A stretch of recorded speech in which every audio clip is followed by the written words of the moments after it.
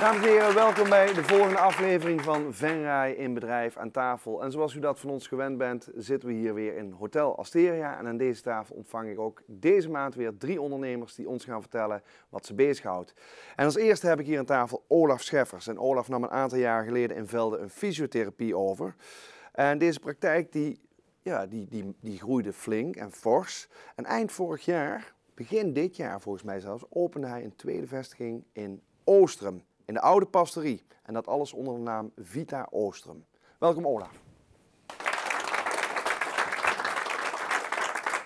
Vita Velde, Vita Oostrum. Vanwaar die naam? Vita staat voor een stuk leven, voor activiteit, voor vitaliteit. Daar heb ik de plaatsnaam aan gekoppeld. Dat ben ook meteen wist waar dat we zaten. Daar staat het voor. Precies. En hoe ziet jouw bedrijf eruit? Ik kijk in eerste instantie naar Vita Velde, van waaruit we begonnen zijn. Ik ben 10 jaar geleden begonnen als ondernemer met een kleine, verouderde praktijk van met 2 man zaten. En ik wist dat op die manier niet door kon gaan, dus ik ben op heel veel kennis in gaan zetten. En daar zijn we in gegroeid. En iedere keer dat we konden groeien, heb ik een collega aangenomen die steeds meer specialisatie erbij had. En dat concept was goed, dat bleef groeien, zodat ik in 2011 een nieuw pand kon krijgen, zodat ik ook al mijn faciliteiten die ik wilde hebben om alle vormen van fysiotherapie te kunnen geven, kon geven.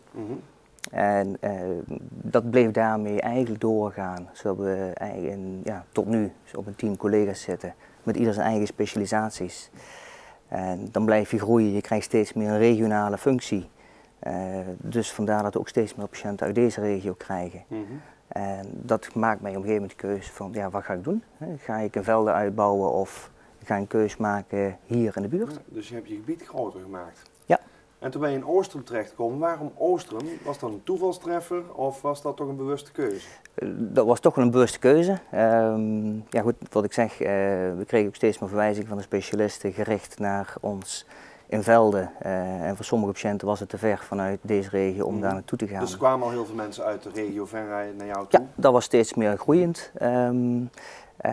Ja, dan ga je kijken in deze regio, waar kunnen we terecht. Venray zelf zat naar mijn idee vol genoeg met therapeuten.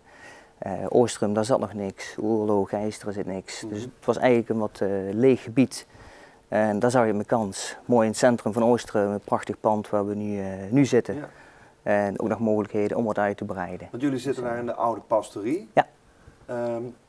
Hoe ziet het bedrijf eruit? Hoeveel mensen heb je in Velde? Hoeveel heb je in Oostrum zitten? We zitten met 10 man in Velde. Ja. En ik ben zelf in Oostrum begonnen. En we hebben sinds kort een tweede collega in laten stromen. Oh, je bent al met een tweede collega daar aan de gang? Ja. Want je bent op 4 januari begonnen. Ja, klopt. Dus je bent nu net 1,5 maand bezig. Hoe zijn die eerste maanden, 1,5 maand, hoe is dat bevallen? Uitstekend, moet ik zeggen. Ik ben begonnen met 3 dagdelen, kijken hoe dat gaat lopen. Je weet nooit of dat storm loopt of rustig wordt of niet. En dat zat eigenlijk de eerste week al vol. Vanaf we langzamerhand eigenlijk iedere keer uit en breiden zijn. En nu is de tweede collega ingestroomd, zodat we iedere keer wat door kunnen gaan. En nog steeds 3 dagdelen of inmiddels een volle week? Nou, dat gaat langzaam. Nee, het is nog geen volle week, maar we zitten wel 5, 6 dagdelen zitten we nu vol. Dus dat groeit enorm hard? Dat blijft aan het groeien, ja. Want hoe ziet het dan uit op het einde van dit jaar? Ik zou het niet weten, maar ik wacht het af en als het zo doorgaat ben ik helemaal tevreden. Ja, want wie komt er al bij jou terecht? Welke mensen kunnen zich bij jou melden? En met welke klachten? Nou, iedereen met klachten aan het bewegingsapparaat die kan zich melden. En we hebben behoorlijk veel specialisaties. En ik kun je een aantal noemen? Nou ja, waar ik zelf veel mee zit is binnen de manueeltherapie, de McKenzie-therapie. Heel veel gericht op wervelklompproblematiek, rugklachten, nekklachten.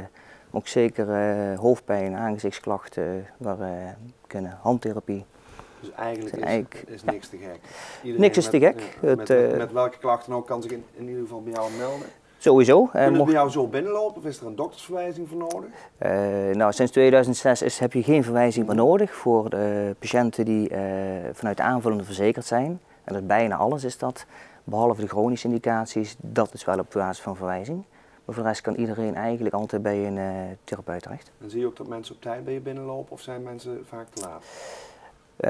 Veel komen wel op tijd, maar er zijn ook wat aandoeningen van men nog wel eens een keer te lang wacht. Hè. Je denkt aan artroseklachten, krijgen ze vaak het verhaal van daar moet je mee leren leven. En hoe er is niks meer aan te doen. Herkennen? Even een tip tussendoor. Nou ja, ik heb zelf, als je klachten aan je bewegingsapparaat hebt en daar last van hebt en dat duurt gewoon wat langer dan een aantal dagen of een aantal weken, ja, nee, trek dan eens aan de bel. Hè. Kun je hier iets mee, kun je hier niet iets mee? Of ga naar de huisarts, hè, daar waar je het idee hebt dat het terecht zit. Dus mensen kunnen af en toe gewoon iets sneller aan de bel trekken. Ja. Als je nou kijkt naar jouw praktijk en je vergelijkt dat met andere praktijken, waarin onderscheid jij je dan? Ik denk dat wij ons een stuk kunnen onderscheiden in de enorme hoeveelheid en specialisaties die wij binnen onze setting hebben. Het is voor ons ook heel makkelijk om door te verwijzen naar een collega, intern of als backup te hebben. Of dat we met z'n beiden aan één klant kunnen beginnen. Dat dubbele problematiek van twee kanten bekeken. Dat zie je niet zo heel veel. En wij geven ook niet zo snel op. Hè. We gaan er echt voor om de hulpvraag van de patiënt te beantwoorden. En dat is wat anders dan ik ga een knieklacht behandelen. Als iemand wil voetballen, proberen we het voetballen te krijgen. Wat daar ook allemaal bij hoort. En wanneer ga jij jouw derde vestiging openen, Olaf?